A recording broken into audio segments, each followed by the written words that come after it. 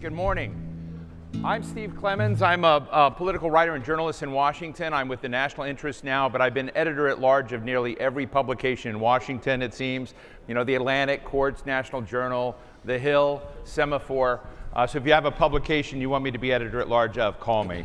But congratulations to Ipsos for this fantastic assembly of all of you to come help watch our one of our most sacred acts in American democracy, the election, which has become a very complicated array of things. And we have a session now called Election Eve Reflections from the Presidential Campaign Trail. We have an outstanding panel here to kind of help us through. We have Mũthoni Wambu Kraal. Mũthoni is the former National Political and Organizing Director of the Democratic National Committee, but now she is the Executive Director and co-founder of the Women's Democracy Lab. Let's give a round of applause to Mũthoni. And she is our, you know, this is a compliment in my world, she's our Democrat diva. Our Republican diva is at my far right, is Mike DuHaime, who is the CEO of the MAD Global Strategy Group.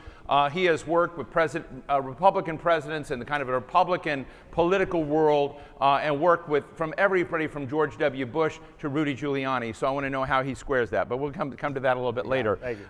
And we then have Clifford Young, who's president of Ipsos Public Affairs. If any of you are in or around political journalism, even global journalism, well, you are global, but American journalism looking at, you can't do your work today in a responsible way without using the public opinion and political research that Clifford Young and Ipsos does. So I want to thank him personally because he's made me a big deal with all the great work you've done. So thank you so much.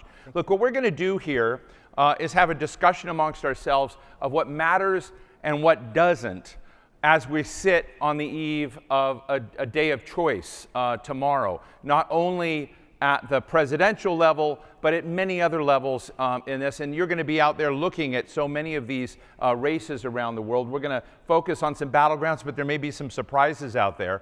I've been told you have an app for the conference, and I welcome questions from all of you. So it makes my job easier. So if you've got really good zinger questions that are like 4 words or 5 words, I mean, you can make them a full sentence or something. But please submit them through the app. And I have a pad here, and I'm happy to pose as many of your questions as we can. But Cliff, why don't we start with you and set the stage?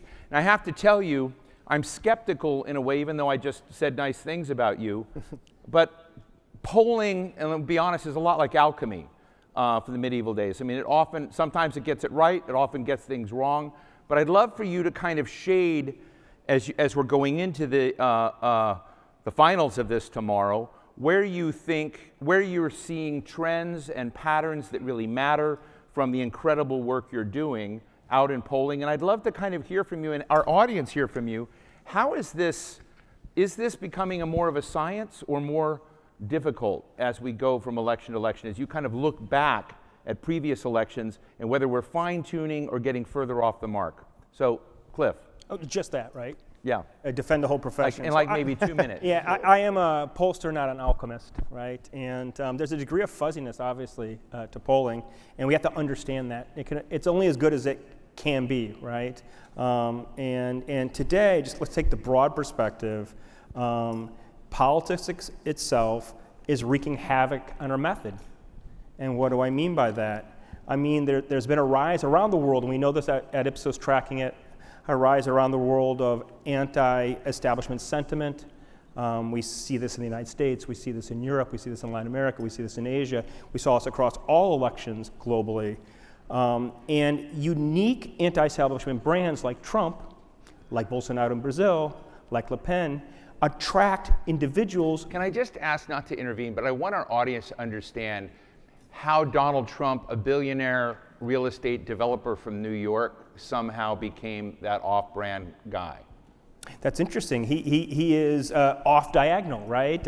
He's been able to play to this anti-establishment, you know, as I said, irreverent sort of individual. Anti-establishment candidates like Trump have that persona, right? They talk to the masses. They talk to individuals that believe the system is broken, that the establishment no longer works for people like them. Now, getting back to our method, that sort of brand attracts individuals who heretofore never voted, right? They brought them out of the woodwork, let's say.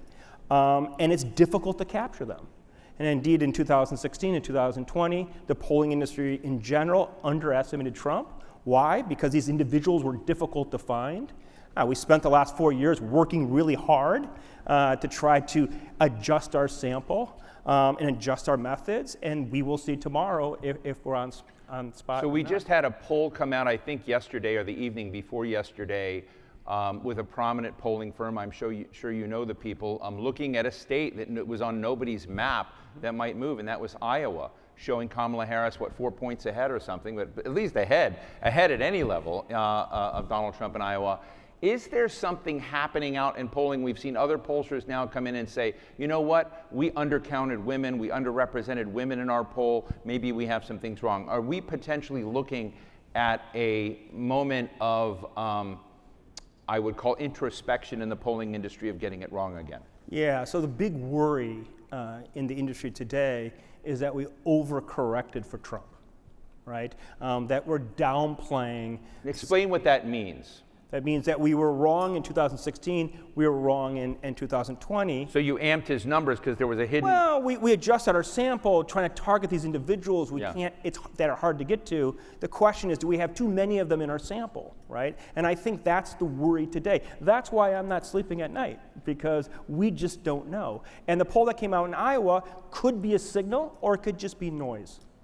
Mũthoni, I want you to come in and ask you not only how you're looking, what you think matters as people are doing this. And I almost always enjoy asking people that have largely a Democratic background or a Republican background to take those hats off and try to, talk with objective distance about the currents they see right now that really matter in the American electorate right now.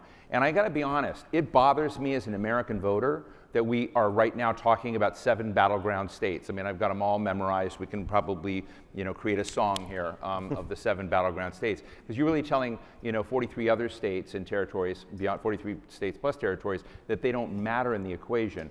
But I'm interested in how you see it and about that glue of this moment, that stickiness of the moment that is driving people to vote what they care about. Awesome. Well, thank you and good morning. I'm glad that you asked me this on the heels of us talking about the Iowa poll, because the glue and the stickiness, I actually think, lies in what Cliff was starting to say about the potential undercount when it comes to women. Mm-hmm. And taking my partisan hat off, first and foremost, I have spent over a decade working to recruit, support, and elect women. I kind of know a little something about us. And what we're seeing, even in the Iowa poll... And can I stop there just for a minute? You've been extraordinarily successful at bringing women, both Republicans and Democrats. There are far more women running for and in office at all levels. So I just want to tip our hat to that. That's been a very successful enterprise. Well, due to women voters. Yeah. So that's the critical part of this, is that women voters are the absolute shapeshifter when it's come to US elections and making history. And I think that the thing that inside of what has been sort of a growing collective recognition of the danger of a second Donald Trump presidency, what has been buried in this is the excitement that actually exists under the idea that we may elect our first woman as president of the United States. Not only that, but what has also been buried, I think, and still under-discussed, even though abortion has been named as one of the driving issues in this election, I still don't think that our everyday punditry actually takes seriously enough what that means for everyday women. And I will share with you, as a mother, as somebody who was pregnant at the age of 37, later in life, who was married later in life, and who didn't realize until maybe 4 weeks in that maybe I was feeling a little more tired than usual. Mm. And maybe at 5 weeks, my husband was like, well, maybe you're pregnant. And I was like, shut up and say something helpful. And I was like, it took maybe till 6 weeks for me to finally say, crawl into the CVS, reach for a test and say, oh my God, out of desperation. And it turned out I was. 6-week abortion bans taking place now in Iowa, and to not make the connection that women may be terrified about what is happening legally for them in states like Iowa is to underestimate what this change in law means for our lives. So, thank you. What does that mean then for our political decision making? It means that we are seeing a realignment, and I think that we can probably agree on this. There is a tremendous moment happening right now in American politics around the realignment. On the MAGA side, I want to acknowledge they are doing a masterful job of creating a new political home, a new political culture that lives outside of the sort of normal partisan ways that we've been used to operating from Democrats to Republicans. Right. That has been attractive. On the other side, in reaction to what a MAGA leadership would look like again, there is a realignment of former Republicans who find themselves people with no country at this point, a party that they do not recognize. The women who I used to talk to on the Amtrak coming from New York down to DC who would get off at Philly, these are not women who are voting for Donald Trump. They are not. They will split the ticket. They may vote still in their Republican, with the legacy that is their family, right, with that hat on, but they are not voting for this guy. And so this realignment and this shift, when we see Congresswoman Liz Cheney, a conservative who is now campaigning with Kamala Harris, this language that we are putting out to women to remind them that nobody knows who you are voting for. Right. For those who are living in homes where men are actually intimidating them from voting their choices, we are seeing a realignment of our politics, and I think that women are an incredibly important part of what is happening. Thank you. Mike, I want to ask you, and I want to remind people that Mike was the political director of the Republican National Committee, an incredibly important pivot point in that party's past and identity. I'm just wondering, if you were political director today of the RNC, how different would your decisions be between today and back then? Well, personally, they would either have fired me or I would have quit by now, probably, the way that realignment is happening. It's a difficult time. So you agree it's happening? I totally agree the realignment is happening, and I think going back to when I was there is when much of it started. I was there during President Bush's re-election and second term, and I really think this realignment happened then, and the rise of Donald Trump. We have to look back at a little bit of history to understand there was great stability in the U.S. in terms of the Congress. The Congress of the U.S. stayed Democratic from the Depression in the early 1930s all the way to 1994, and then it flipped Republican for 12 years, but basically static. Right. We presidents switched, and we had a blip in the House once or twice during Eisenhower, but that's about it. It was pretty static. Since 2006 and 2008, America has been really, really mad. And we keep electing people and then throwing them out as soon as we get them in. And then as soon as we get the new people in, we throw them out as well. I mean, remind people what happened then. It was the financial crisis, yes. Was a big gut punch to the middle class of America. We had what seemed then like never-ending wars abroad, and people were coming back and not finding jobs after having served, and that was just percolating. That's exactly right. In 2006, we had the aftermath of Hurricane Katrina, a massive disaster, the unpopularity of the Iraq War. Democrats were elected in the House and Senate to check George W. Bush, and then Barack Obama was brought in 2008. But then immediately in 2010, we elected a Republican House to stop Barack Obama, and we kept the Republicans in check with him in 2014. And then 2016, we gave the ultimate, change by flipping and bringing in Donald Trump. And then America realized that was pretty much a mistake. And then in 2018, elected a Democratic House and Senate to check him, and then brought in Joe Biden in 2020. And then as soon as we brought Joe Biden in, we brought a Republican House back in 2022 to stop him. There's this constant churn and change and anger. I think it goes back more to the housing crisis than anything else. People lost massive value in their most important asset, which was their home. Their kids' college funds were cut in half, and nobody on Wall Street got in trouble at all. Nobody went to jail. The American people all paid the price, and nobody who was rich went to jail, and they ended up getting bonuses, bailed out by the American public. And they're mad, and Donald Trump tapped into that anger, and I think part of that realignment started, and I think a lot of people on the Acela corridor didn't see it or hear it happening, what was going on around the country, but that anger still exists. And I think what's interesting about this election is to figure out where that anger is going to go, because it's another change election. If you look at Joe Biden's approval ratings, which are terrible, and the right track, wrong track polling numbers, which are also bad. They're still bad, 28%. That suggests you should go flip to the other party. But Donald Trump also he's also a little bit of a legacy of the past. So who represents more change? Is it Harris or Trump? Because Americans want change. Normally it would go to the other party, but Donald Trump doesn't exactly grab that the way that a normal challenger. I want to say we're getting some outstanding questions, which we're going to get to in a moment, and weave them in here. They're really good. But I want to ask Cliff about something that's different about this race, at least in my sense of political races. Although I remember, there were times where it seemed tense in past political races where everything was on an edge. But the vision, and I'm an independent, so that people know this, and I've worked in the last couple of years of Richard Nixon's life. I've worked for Senate Democrats. I'm politically ambidextrous, which means I'll play on both sides.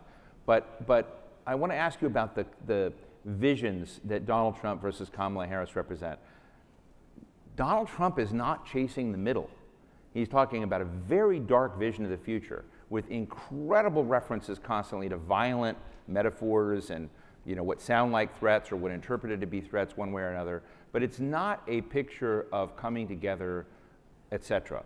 Kamala Harris, who I think hasn't been on the deck very long, and a lot of Americans don't really know her, is at least trying to talk about, I'm going to be a president for all people, even those who don't vote for me who come in. There is a stark difference in vision.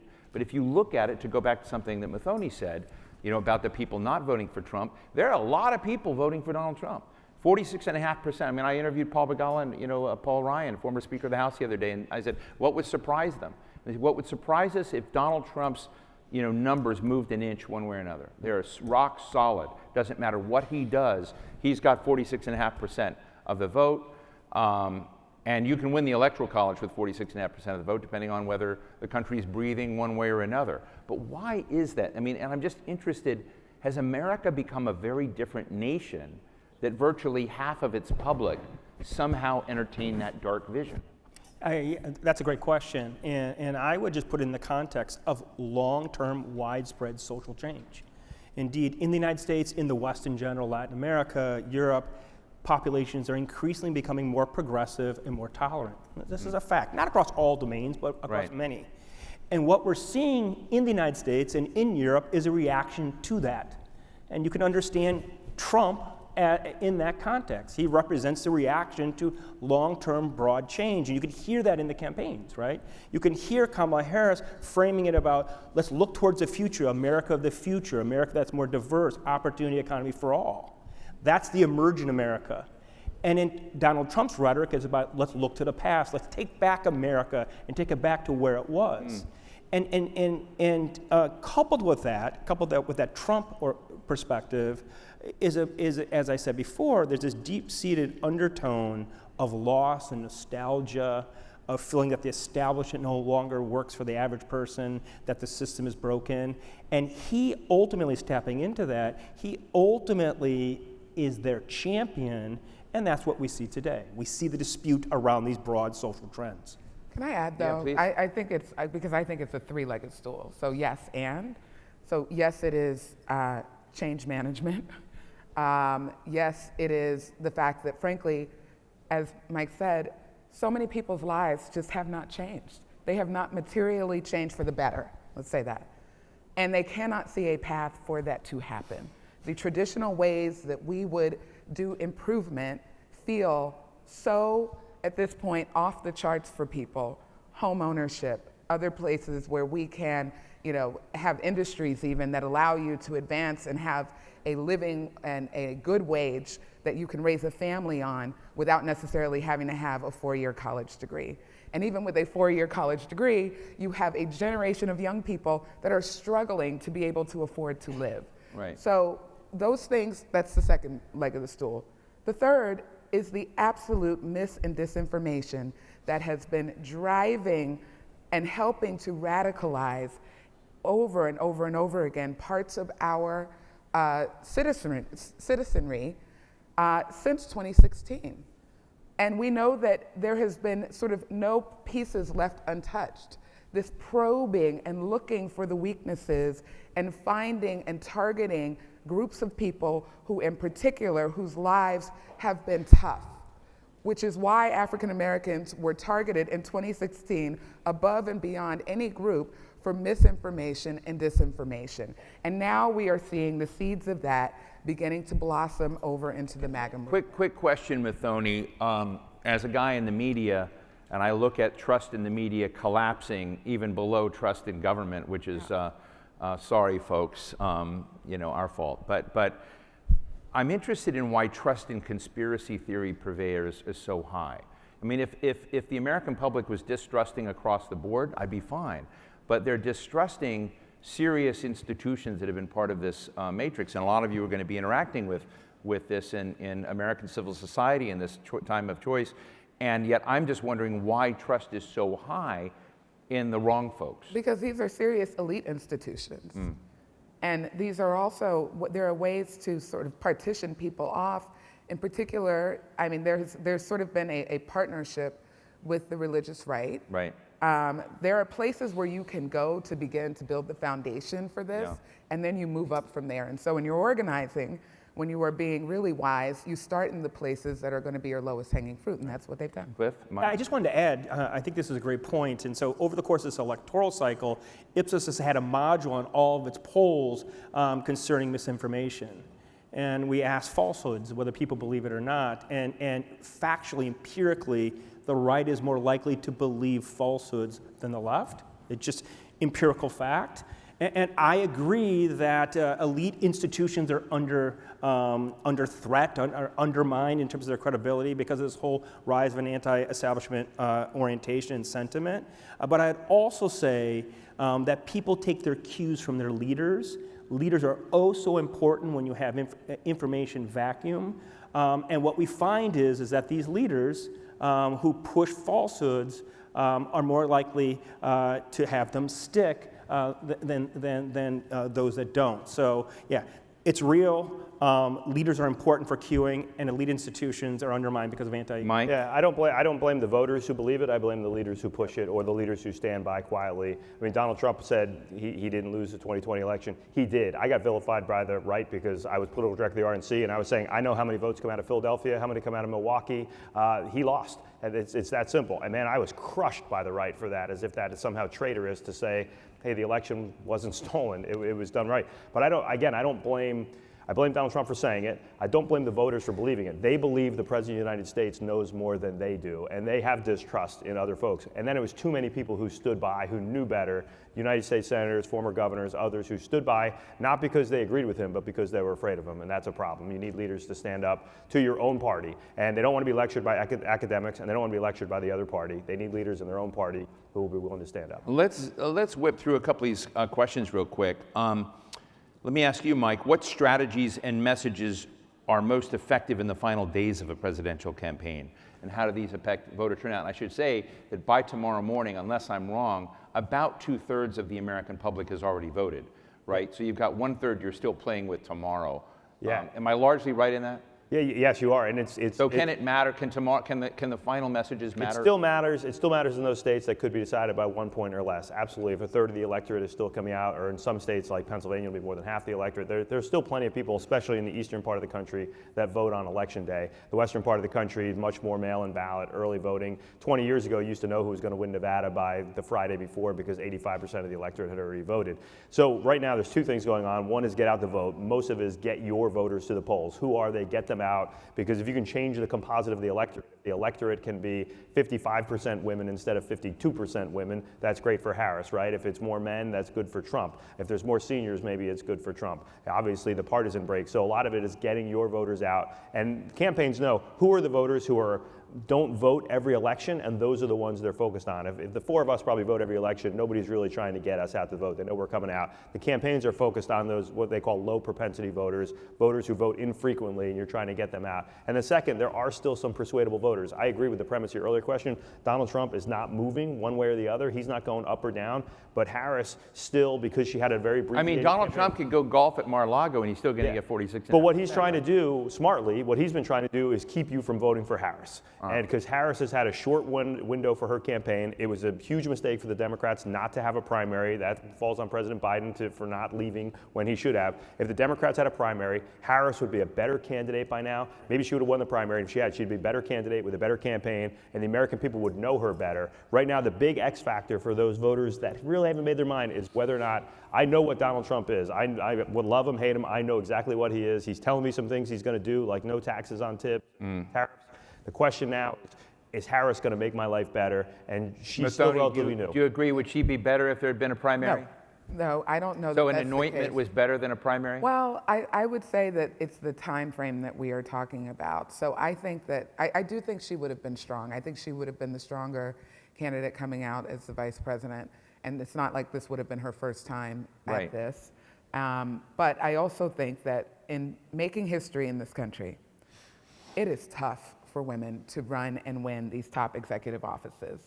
And I actually think that this smaller window has aided a little bit because we've already seen the extreme difference in the treatment between Kamala Harris and Donald Trump. There's just not equity happening when it comes to treatment by the press, even treatment by voters. We're not there yet.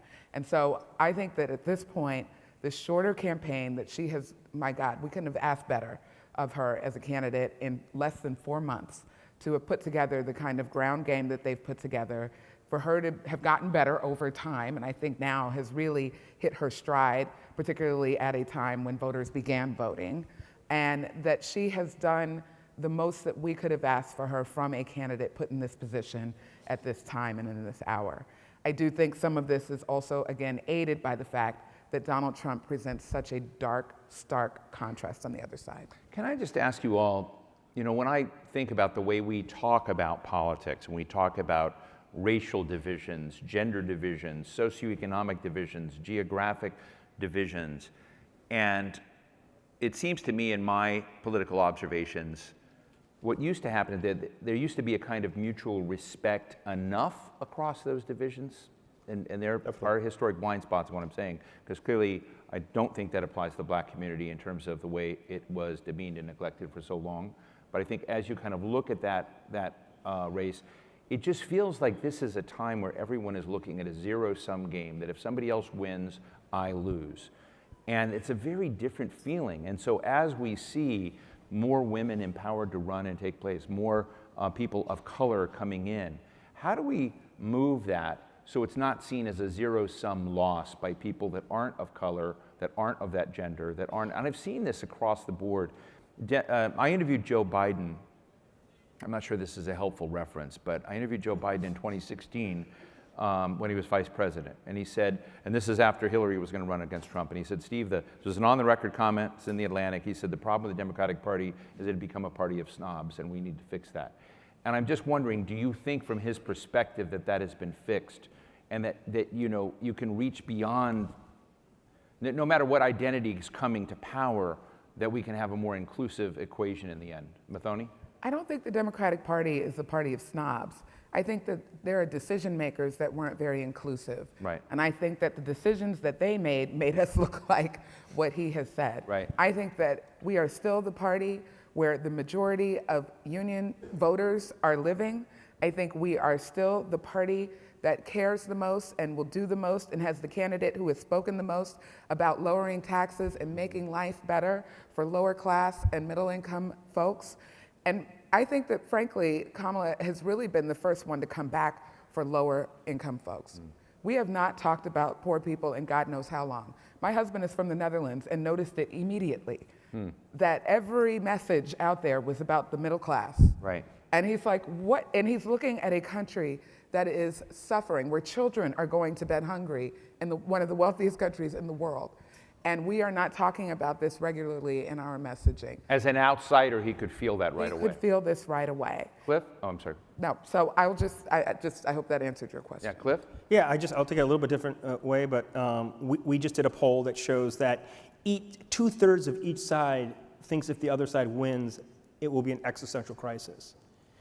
So, the system is fragile right now, and I think we have to understand that. And I want to go back to the talk about leadership and leadership queuing.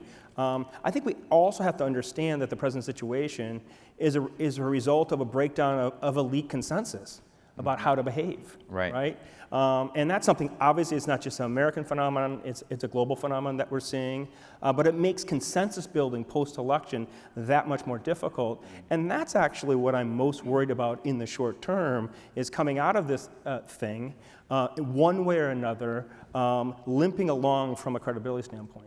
I think voters are getting what they want in terms of that division. If you look back, John McCain and President Obama, at one point in a town hall, there was a voter who criticized President Obama, incorrectly talking about his religion and really criticizing him. And John McCain interrupted the woman and said, "Listen, we disagree on some policy issues, but he is a good man and a good family man and a good father." And then John McCain's concession speech in 2008 was wonderful about President Obama's success is now all of our collective success, trying to bring people together.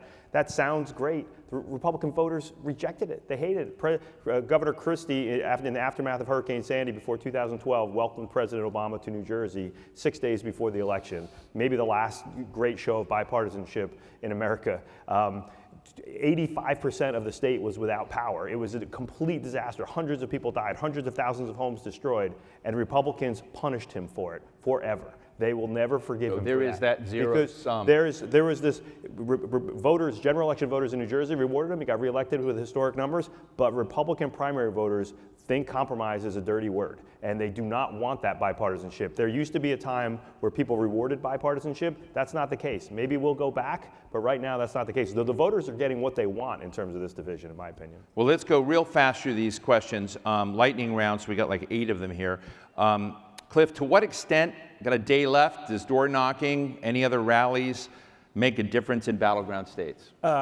They're so close that it could make a difference. I mean, a quarter point here, a tenth of a point there could define the thing. Remember that Pennsylvania was decided in... What kind of American is waiting to be, appealed Most to? people don't vote. Go look. Really? There's 350 million people in America. My 26-year-old son. We're talking about how many people have voted. 1 in 5 Americans have voted right now. And we're talking about, oh my gosh, it's historically high. 4 out of 5 Americans haven't voted yet. Now, some of them aren't registered, some of them may be under 18, but most people haven't voted and most people won't vote. You can still make a difference. Well, and a bunch of them are depressed about it. Yeah. They really don't believe that this system works, that they have any agency to create change, and that their vote matters. Yep. And so they're sitting it out. I love this question. To what extent do you think that voter turnout depends on the various policies put forward by the two parties? Does policy matter, Cliff? No, it's all emotional. It's all visceral in my opinion. Emotional, visceral? A big chunk of it, not all, 80%, let's say. It's all leadership cults. But let me ask It's, you, I'm not 100% sure of that. Let's go down the ladder a little bit. If we're looking at on the margins, Senate races, House races, governor races, other races, is there something that happens at the lower level in elections? Because we haven't talked much about that, but we're all going to see that. Does policy matter at that level? In executive offices, which are president, governor, and mayor, it is more about character. It is more about who they see. Can you deal with a crisis? In legislative elections, meaning city council, United States Senate, the House, the state legislature, it's much more policy oriented because it's about whether or not you have the majority. That's why you see a guy like Larry Hogan in Maryland who wins overwhelmingly for governor. That's going to have a very difficult time for U.S. Senate because people who like him may not vote for him because they don't want Republicans to control the United States Senate. So policies really matter in those legislative elections, and character, I think, matters more in the executive elections. Mũthoni? Agree. Okay. Let me ask you, the United States is home to a linguistically diverse population, including a large population of Spanish speakers. How has multilingual voter outreach played a role in this election, especially as an element of political campaigns and opinion polling? Cliff? Well, from an opinion polling standpoint, we have a bilingual poll. We do it both in English as well as in Spanish because the Latino vote. Do you have any other languages? No, just those two. Just those two. It's an issue of economics, right? Right. But we deploy those two languages because the Latino voting bloc is very, very important, and we have to include it. If you go back to like elections around the late 1800s and 1900s, though, if you would go in places like Chicago, they had poster boards and things in many languages. In the U.S., historically, that's been the case. If you want to communicate, you have to communicate in people's native language, and that goes back 150 years. Parties are getting better at it now as the country gets more diverse, but the ones who've been good and have won, you can go back 120 years and see it done well. Cliff, have we gotten to the point where the art of what you do in reaching individuals and focus groups and talking and getting their response to surveys can be replaced by just having everybody's transaction history on Amazon and understanding what they do for their vacations and what they're searching for on the internet and kind of create, I think this is where AI comes into discussion. Can AI create for you a pool of voters that are likely to vote where you actually never have to talk to the individuals because you've got so much data on everybody? I mean, Amazon has so much data on me. They know who I'm going to vote for. I mean, why do you need to go through the antics of talking to us? And tell them how hard it is to talk to a human being that you pull. It's very difficult. How many people have picked up their phone and actually see that it's a non-number and hang it up? That's probably us calling you to interview you. So it is difficult to find people. No, I would say both. I mean, obviously, we use data to understand the pulse of America. We're using non-survey-based techniques, but we always have to understand context and meaning. I mean, we always have to understand what people are thinking in order to provide decision makers with the context around it. So I think we'll be using polling on the one hand and focus groups as well as non-survey based data for the near term. Yeah. I'm going to answer this one. I say, are there any legislations, regulations against misinformation, putting out wrong facts in the system, or just allowing candidates to say whatever they want to? I'm going to say we allow candidates to say whatever they want to, but I just had an op-ed yesterday in Real Clear Politics about scandal mongering. Scandal mongers were the early pamphleteers in American political history, where Thomas Jefferson would hire someone to malign and fabricate stories about his political rivals.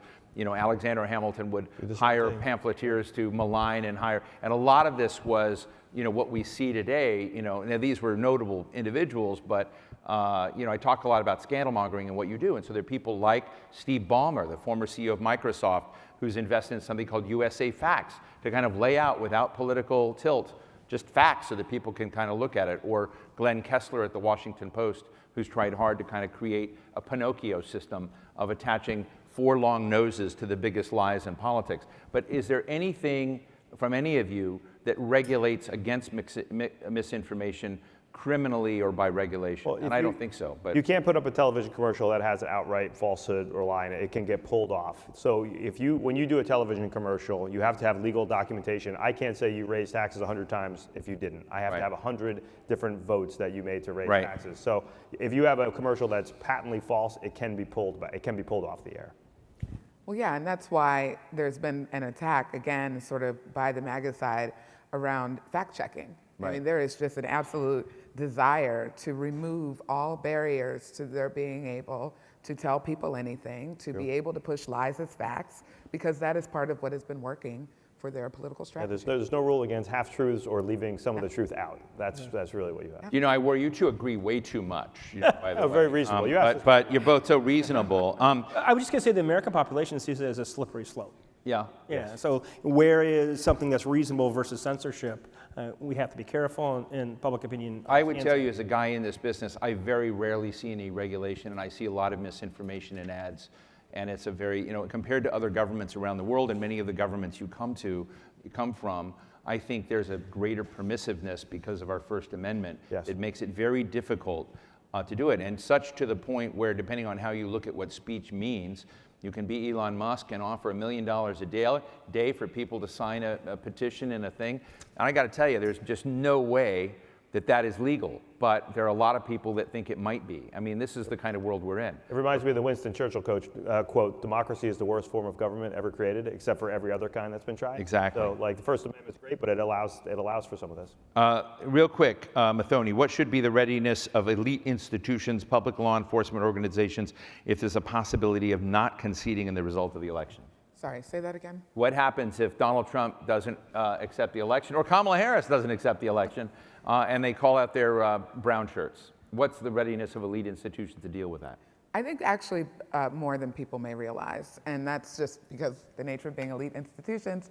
There has been an ability to convene a lot of meetings and to have a lot of conversations, particularly with former national security people, former this, former that, people who sort of know the inside of the system. The governor of Nevada has already called out the National Guard, and I think you'll see, you'll see others do that. And Americans agree. Our polling suggests Americans agree with that, a majority. It's so funny, our questions are getting lengthier and lengthier as we get on with less and less time. It's always interesting, but people are enjoying this, I think.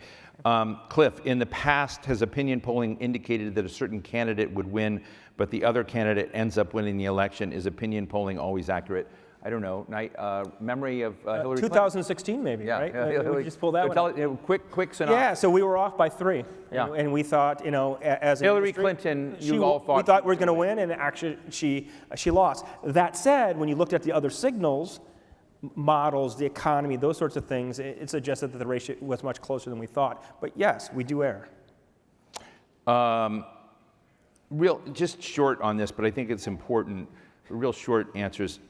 Would you say that the political culture and electoral behavior of Americans is shifting or changing in the face of present-day realities? Many of you talked about a realignment, and I think that's a word that's very conceptual for a lot of people. But just real short form, how is it changing, Mũthoni? Yeah, I think that there is a desire that has been driven sort of by a non-belief, a lot of disinvestment in what has been our system and what has been our practices. Right. And there is a desire to sort of find a new way. And a lot of our electeds will find themselves having to show that they are a different way of doing business. Yeah, I agree. I think the big realignment, as Mũthoni said about earlier, with women and men, but also working class voters feeling that the Democratic Party doesn't speak for them anymore, and that Donald Trump somehow, this billionaire from New York, does have the ability to speak to them in language they understand that's very clear and talk about ways that'll make their lives better, even if those are scary to others. So that realignment, working class voters going to Democrats, and college-educated voters shifting away from Republicans, working class voters going to Republicans, and higher-educated voters shifting over to Democrats. Right, Cliff, short form, Michigan is one of the big battleground states. Last night, Kamala Harris made her first serious reference to Gaza, Palestine, the rights and autonomy and self-determination of Palestinians, as well as return of hostages, etc. But she's been largely silent on that through this race. How important is this foreign policy issue potentially in the outcome of this presidential election? Foreign policy in general is not important, but Gaza is important in Michigan because of the very large Palestinian population in the Troy and other sort of metro areas there. And she's trying to make her case. She can make her case that she's more amenable because she needs those people to turn out. Can I say, though, because since we are not single issue people and we don't live single issue lives, I actually think that the Middle East has taken more of a attention role, and people may not formally think of it as caring about foreign policy, but I know for one of the groups that's on the ground, they're doing independent work, that when they are talking to voters, and these are low information, oftentimes voters, who they are targeting, these voters, 8 out of 10 of them have cared about our role in the Middle East, bringing our troops home, and wanting to see a different solution for Gaza. Right. And that's in Pennsylvania. Real quick, can Cornel West and Jill Stein, third parties, make a difference in this election, Cliff? Sorry. You go for it. Absolutely. I mean, Jill Stein is in many ways the reason that Donald Trump won the first time. She took more than enough votes in 2016 in Michigan, Wisconsin, and Pennsylvania. Had she got half as many votes and the other half gone to Hillary Clinton, she would have gone. And you saw the same thing. Ralph Nader took votes in certain states in 2000 that. So if she's a spoiler, is she a spoiler for Trump or a spoiler for Harris? She's a spoiler. She would spoil for Harris. I mean, she will take protest votes, maybe on Gaza or other things, where she takes the votes that would otherwise go to Harris. And takes them off the table. As a Democratic Party insider, how much do these campaigns cost? How much does which campaign? They said either one. Are there any estimates of campaign costs for both sides? I figured you knew what the big tab was. I know that we have burst through whatever the tab was at this point. I would say that people often talk about money in politics and how bad it is. It's in the neighborhood of I've heard 8 billion, 10 billion, all in with all politics. We spend $11.5 billion every year on Halloween costumes and candy in America. It's like perspective. So it's relatively small. For the leader of the free world, it's relatively You're going to make small. that'd be a great op-ed in the Hill. That's by great. The way. That's awesome. It's true. Like we spend more money on Halloween than we do electing the president, and that's every year versus every 4 years. So believe me, all the campaign finance reform stuff has been completely foolish and stupid, and while well-intentioned, has really led to bad mistakes in money in Cliff? politics. Are your fees going up or down from campaign to campaign? Yeah, they're basically even. Even, We okay, just the they're same volume. Yeah, we mostly work with the private sector, but I would say just another point. Sort of, there's been this debate about the billionaires supporting the campaigns, and both sides have 50+ billionaires supporting each side. So it's just like maybe there's a lot of money, but it's pretty well distributed on both sides. I'm going to ask a final question here, and I apologize to the person who asked a question in French. I am in the Legion of Honor in French, but I wanted the ambassador, President Macron, put me in. I said I don't speak a word of French, so I apologize. I can show it to them later, but thank you, and it looks beautiful, whatever that question is. But I would say, there's a really interesting question here about economic policy, economic questions, and what resonates, because it's very clear that this dose of very high inflation that America had after COVID really impacted Americans, Republicans and Democrats across the board. I mean, yes, the border, yes, crime, yes, abortion, but this sense of this future has created a kind of weird anxiety at a time when the stock market is raging, unemployment is so low, and you kind of look economically at the investments in America. It's harder to put together a better economic portfolio right now than we have.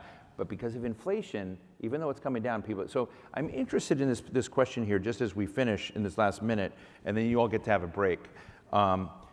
Is there something that resonates particularly with low-income voters, or just across the board, that neither candidate is getting right when it comes to the economic equation? Mũthoni? Well, look, I think that this is part of answering your question, even about the importance of conversations at the door, because there's been so much that voters don't understand about who even owns what when it comes to economic policy, and the credit that should have been given to the Biden administration. And we know that Bidenomics as a phrase didn't exactly lift the boats, but that this is an administration that should have gotten credit for getting us out of a mess.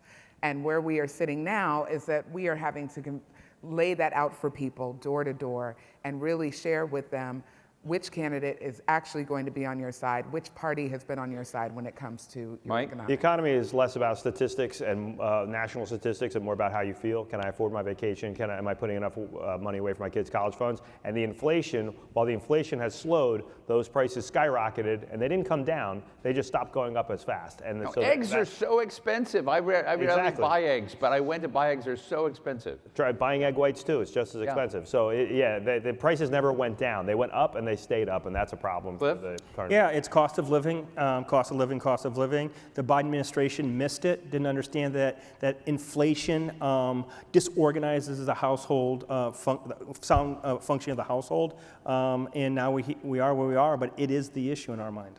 I'm going to give you $5 each, put on a roulette wheel. You can bet on blue or red for the president. So Kamala Harris versus Donald Trump, where are you going to put your bet? Well, I think Republicans flip the Senate and Democrats flip the House, which shows you how angry the country is. I still think Harris should probably pull it out. I thought if either party got rid of Biden or Trump, the other party would definitely win. So I guess I have to stick with that. But there's a lot in Trump's favor right now. Momentum. Cliff? 250. There we go. 50, in case you're not going to win in the end. Okay, I know. That's a great But I'm good. I got my $5 final back. word. Yeah. Kamala's going to win. Okay, we're going to see you tomorrow. We're going to be back, and we'll see how the House does. I want to thank Mũthoni, Wambu, Kraal, Mike DuHaime, Clifford Young. Thank you all for a wonderful discussion. Thanks for great questions. I'm sorry I couldn't get to all of them, but I got to a lot of them. Guys, I think you're going to go on break now, or someone's going to tell you to go on a break, but thanks very much for listening. And good luck as you're out there watching this across the country, and thank you for coming to the United States. I understand there's 60 nations here, and some of you speak French, so good to see you all. Thank you. Thanks. That's great. That was awesome. I learned a lot. That was wonderful.